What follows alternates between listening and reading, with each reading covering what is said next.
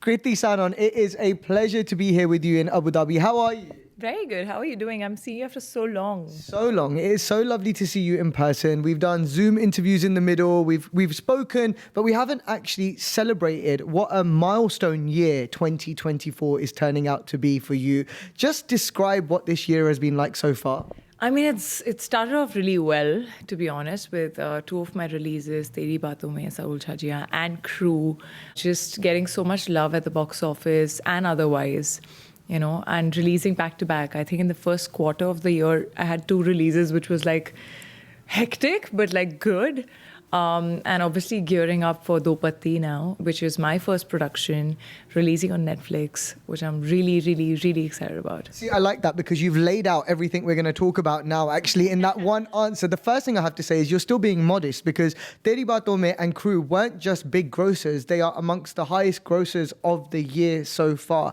And they both are two diverse genres with you playing two completely different characters as well. How fulfilling was it just to show that versatility in such a short span of time? It was amazing. I mean, obviously for me as an actor, this is something that I was shooting earlier for like the last 1 year. But very different films, though both had some elements of comedy. And I personally love comedy. Like I love it because I feel like comedy is there in life, you know. So I love any film that has some lightness and some comical, you know, scenes in it. Of course, Teri Baaton as Sifra was just a very, very different experience. You were so good in that. To play a robot, firstly, is not something you've got any sort of example that you can kind of look at and be like, this is how you need to do it. But secondly, it's very hard to play a robot and not look wooden on screen. So you were still expressive, you were still emoting, but with just the right amount of restraint. How did you do that? Honestly, the fact that it was really challenging and I didn't know how to do it, because like you said, there wasn't any reference point for me. We've seen films where there've been actors who've played a robot in general, you know, whether like Hollywood films or even like Robot in India, you know, but they've been very different kind of robots. They've been like very robotic robots. Here, it was almost playing a humanoid, where she was a robot, but a robotics engineer doesn't get to know that she's a robot. That means she's so close to being a human, but she's not, you know, so it was a really, really thin line. And I mean, I was really excited. I was nervous. I didn't know how to approach it. So obviously there were a lot of things that I was trying to do and I was only hoping that they translate on screen because there was very minimal that I could do.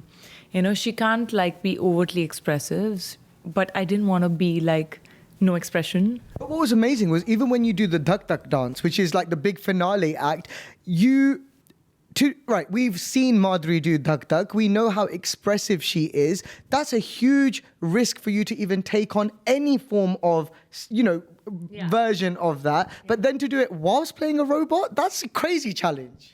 To be honest, I feel like because Sifra was just so advanced, that in my head, she would do everything perfectly. Right.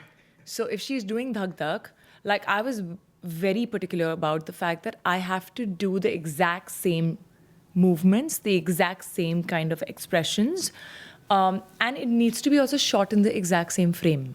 You know, it can't be like you're shooting it from somewhere else. It will not look the same then.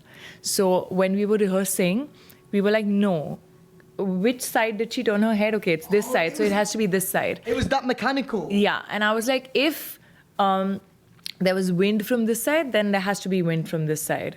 You know, like you have to sort of exactly do it the way she did for it to look exactly the same. Okay, but you shouldn't have said this because now people will make a side-by-side frame. They made it.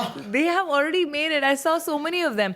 I mean, obviously, when you're showing the film in Teri Baaton Mein, we've cut to wide shots where there's family and family reactions, which can't be there.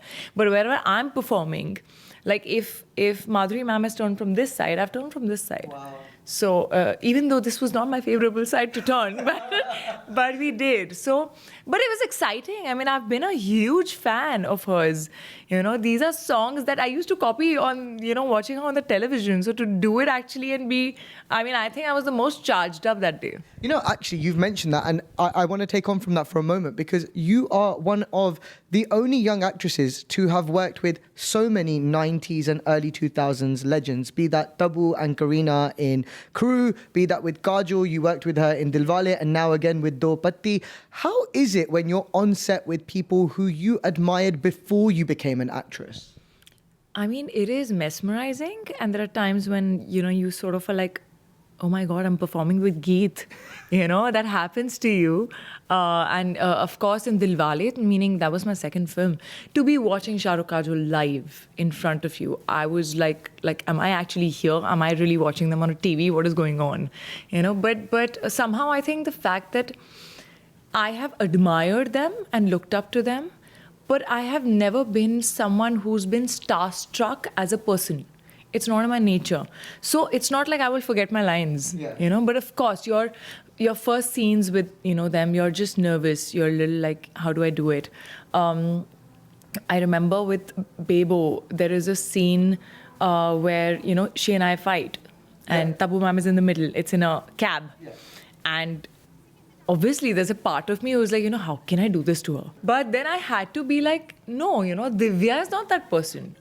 Divya is someone who's going to hold someone's arm and twist it. So she has to be, she doesn't care. So you have to sometimes separate yourself from, the persona that person has and make them a character. How often or how much do you have to hold back from turning into a fangirl on set? You said you're not starstruck, that's different, but you still watch these people's performances growing up. So when you're sitting on set and you're in between takes, like Kajol, for example, you're working with again in Do Patti, and we've all seen all those movies, right? Is it not hard to sometimes just turn around and be like, but in that film, in that song, this moment, how was that? Is it hard to not be that person? To be asking them questions? Yeah. I mean, actually, when you're sitting with them, you also see their real persona, how they are in life. And when they become just themselves, whether it's Tabu ma'am, whether it's Kajol ma'am, whether it's Bebo, all of them are just very, very chilled and relaxed and real.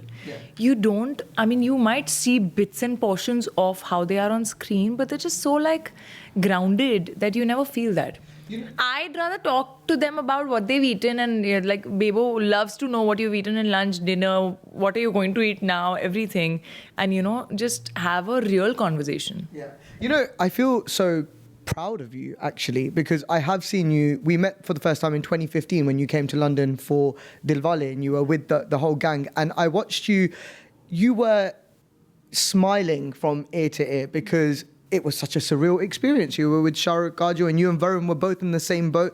And to see you now, a National Film Award-winning actress, to see the success you've had with films like Mimi and the success you've had this year, it's a remarkable journey, Kriti. How do you reflect on the last 10 years? Thank you so much. But yeah, genuinely, when today, even when you messaged me to do this interview, for me, I remember the first time I met you, and that was, like you said, a very, very surreal experience for me to be, as an actor, going abroad in London and, seeing the madness for Indian films, and of course for Shah Rukh Khan and Kajol. I feel really satisfied now with everything that's gone by. I think I've taken my own time, and things have come to me also probably at the right time. There are times when you feel a little frustrated and restless and you want them to happen now. But I always believe that everything happens at the right time for the right reason. So I believe whether it's a film like Mimi or a film like Teri Baaton, these roles have come to me at the time where I could actually take it up. When I was doing Teri Baaton, it was a very risky role. If Sifra didn't work, the film didn't work. And it was a role where you can go either ways. I remember when Lakshman sir, who's of course directed Mimi, he was the DOP on and the creative producer on Teri Baaton. And when I was performing Sifra, he was like, Mimi, he used to call me Mimi, even on that set. So he was like, Mimi, ये थोड़ा tricky है हाँ role. ये मतलब किधर भी जा सकता है, can just go anywhere. And I would be second guessing myself. But just to see the audiences connect with Sifra as a character, it was amazing. I feel like when I see little girls look at me and say, hey, you're Sifra, and they don't know the difference. Yeah. That's amazing. And I feel like I have always tried to grow to get better and to do something which challenges me more. And what next? I don't want to ever stagnate. Today when Do Patti is coming, I feel like a newcomer again as a producer. Why now? Why now? What was the thought process behind adding producer to your list of credentials at this point with this film? To be honest, I think I've always been a creative person, and I realized it over time on set. You know, I mean, I'm curious. I always ask questions. All my directors will tell you that. And I'm always like really involved. And there are certain projects which, you know, you really get passionate about from within, and you want to be involved in every part of it. That happened to me during Mimi. And that's when I had really thought that I want to be able to get involved in films beyond just being an actor. Films that I give so much to. You know, and I want to be able to also tell stories that I want to tell. I think somewhere after Mimi, there was a point where I was doing other films, but I was also looking for another film as an actor to, you know, dig in deep, to get a lot more meatier as a role. And it's very tough. These roles are not written every now and then. And I really couldn't find something that excited me so much.